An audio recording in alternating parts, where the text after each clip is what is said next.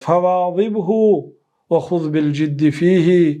پس مادامی که اینقدر قدر علم را، فضیلت علم را دانستی، فواظبه، بردوام باش در طلب علم و در تعلیم دادن علم، همیشه با علم مشغول باش. امام احمد دیدن که در دستشان دفتر و قلم است، گفتن که الی متی یا امام، تا کی شما با قلم و با رنگ و با دفتر میگردید؟ گفتن که تا آن دمی که اولین قدم خود را به جنت نگذارم. گفتن یعنی تا وقت مرگ علم می آموزیم. فواظبه و خذ بالجد فیه.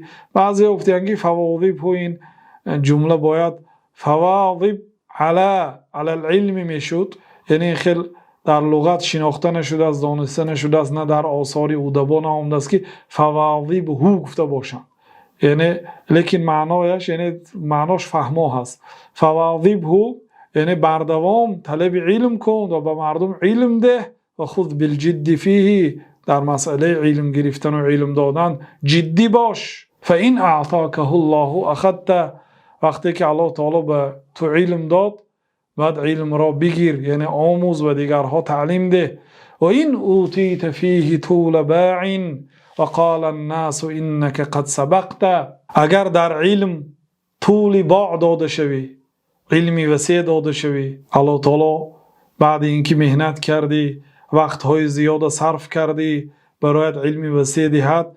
و قال الناس انک قد سبقت، مردم گفتن که تو همه را گذشتی، یعنی علمی زیاد گرفتی، از فلانی ها گذشتی گویند. یا در بعضی نسخه ها و قال الناس انک قد سبقت، از آن شما هم و قال الناس انک قد علمت.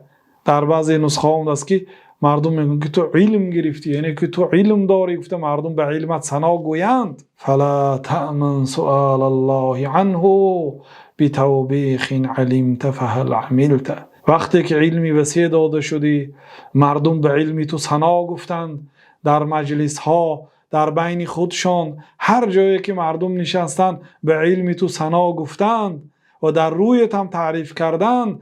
فلا تأمن سؤال الله عنه، در این حالت از سؤال الله تعالی در امنیت مباش. بتوبیخ علمت فهل عملت، الله تعالی تو رو میپرسد که علم داده شدی، علم گرفتی، آیا عمل کردی؟ گفته الله تعالی تو رو میپرسد.